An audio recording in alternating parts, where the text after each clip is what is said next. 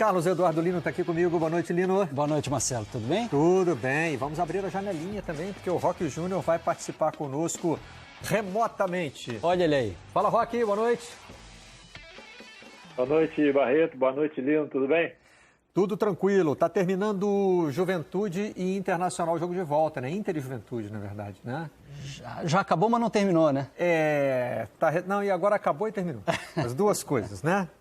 Na linha do Vicente Matheus, que dizia que só termina quando acaba, terminou porque acabou 4-1 para o Inter. Já estava resolvido desde o meio do jogo, já estava bem encaminhado para o Inter, né? No final do primeiro tempo, quando o Inter fez 2-0, tinha cara de que tinha encaminhado. O Inter demorou para entrar na partida, ali pelos 35, ainda sofria um pouco na construção, na saída de jogo, era lentidão, o jogo não andava. Mas o Juventude não ameaçava também, tentava conservar o resultado da ida, o Inter tinha que vencer por 2-0, fez isso no final do primeiro tempo. Aí muda tudo, né, Barreto? É verdade. Os times estão correndo alguns riscos, né, Roque? Fazendo esse pinga-pinga de Libertadores para estadual, às vezes escala um time completo, às vezes não consegue e precisa resolver na segunda partida. E nesse caso aí do Campeonato Gaúcho, é confronto de Série A pela semifinal, né? Então o Inter não teve vida fácil não, apesar da goleada de hoje.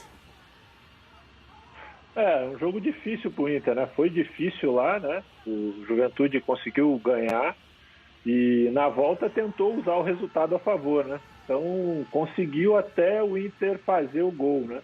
Depois tentou voltar para o jogo também quando conseguiu fazer o gol de pênalti, mas o Inter praticamente dominou a partida. Acho que teve dificuldade sim no primeiro tempo, né? Para construir. Não conseguia construir ali, porque o Juventude marcava bem, né? E o Inter também muito lento nessa saída, mas depois que fez o primeiro gol, aí melhorou e tomou conta do jogo.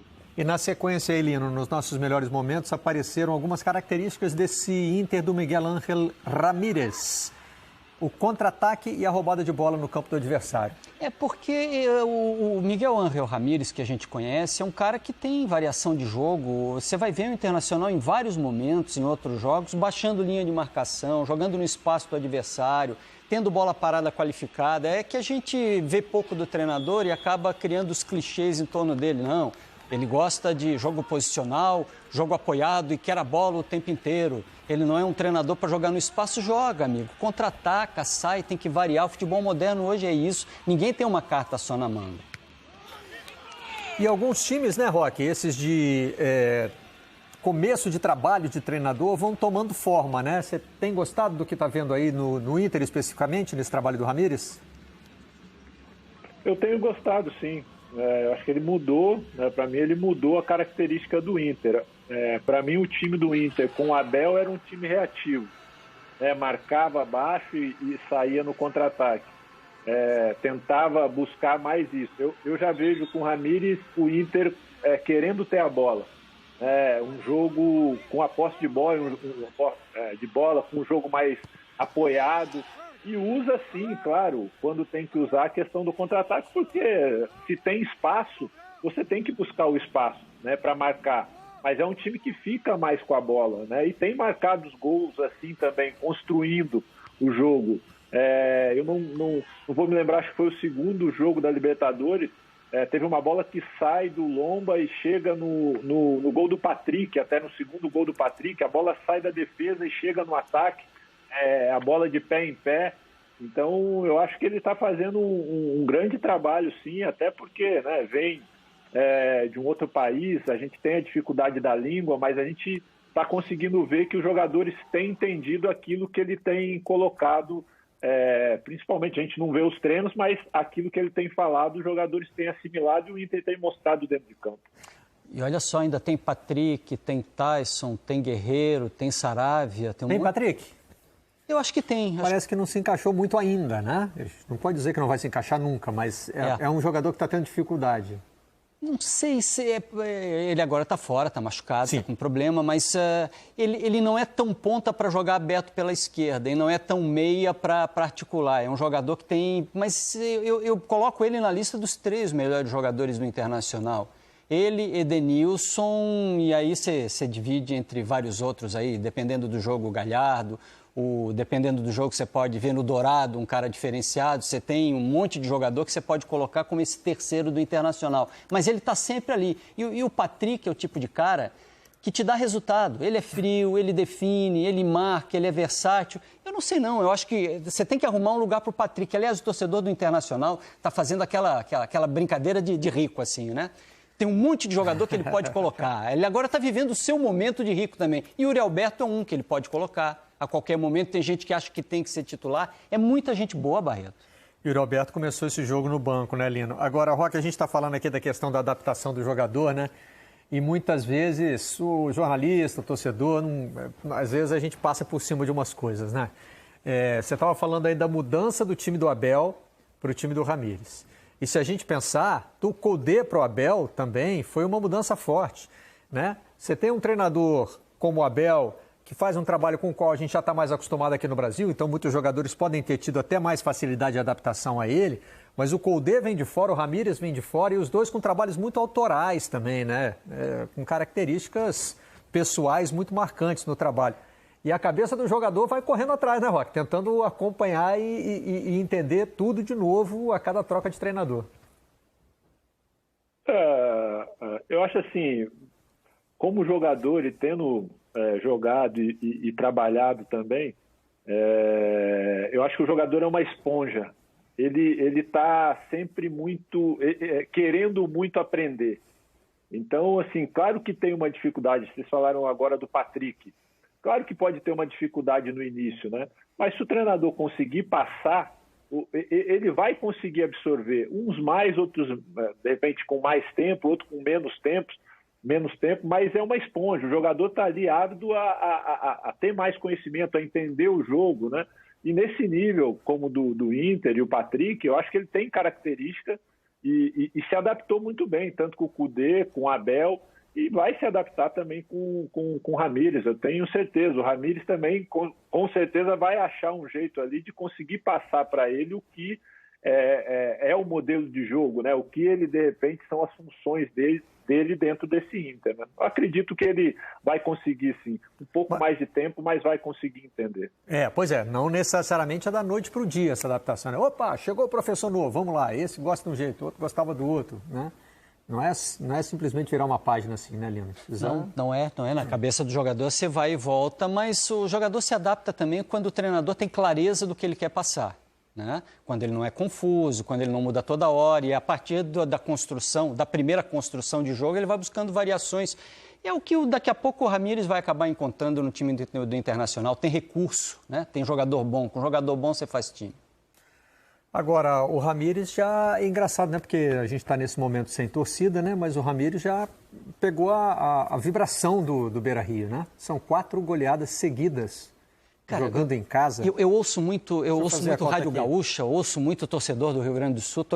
Eu gosto de rádio, você sabe disso. Ouço você todo dia, né, na Rádio Globo à noite. Volta e meia participa comigo lá. Volta e meia participo.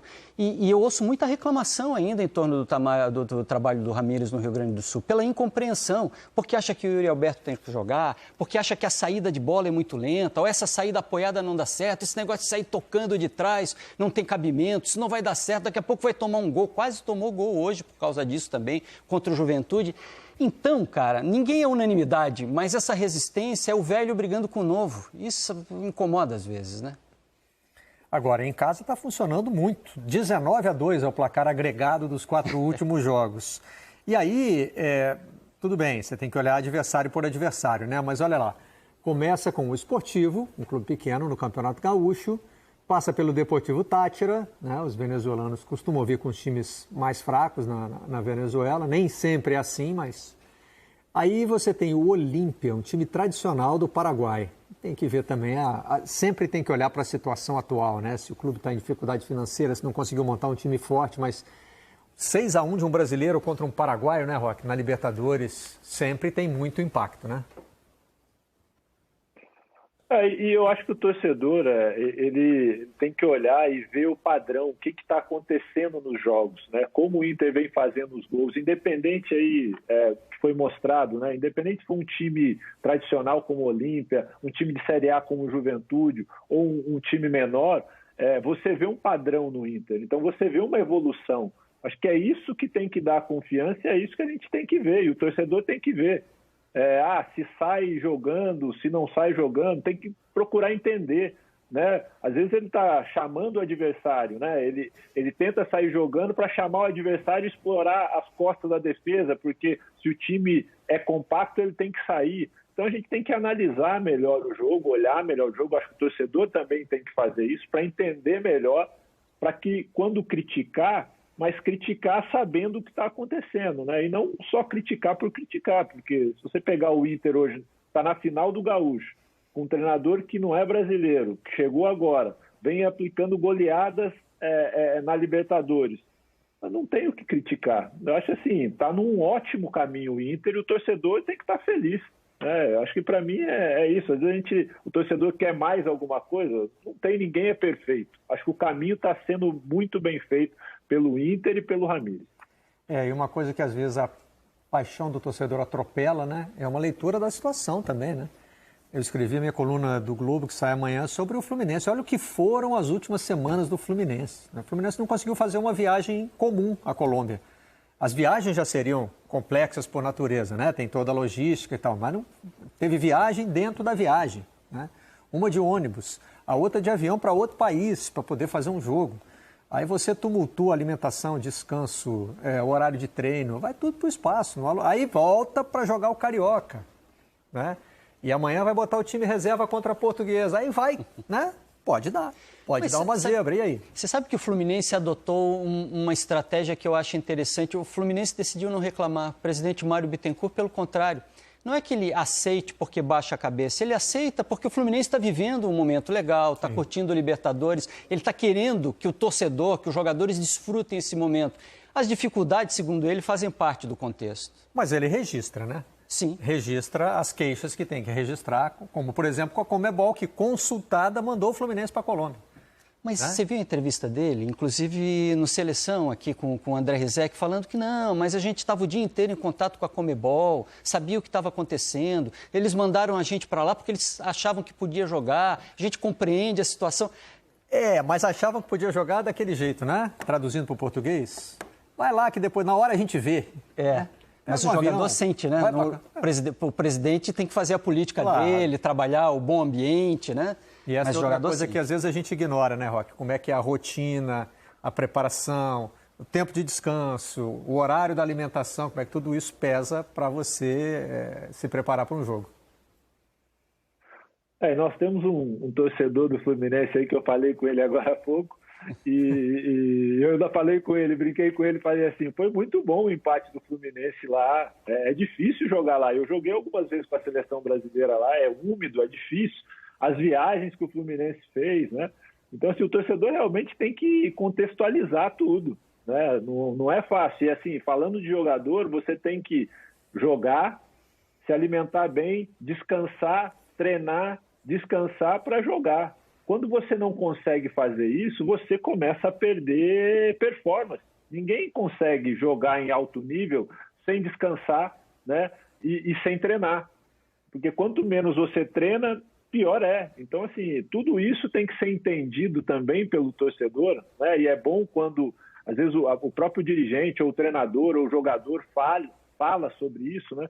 Para que entenda tudo o que está em volta de um jogo, né? Não é só o jogo, não é só os 90 minutos. Tudo aquilo que envolve para que você tenha bons 90 minutos, que você consiga performar naqueles 90 minutos. Então, tem muita coisa aí nesse contexto que a gente tem que falar para que as pessoas entendam, né?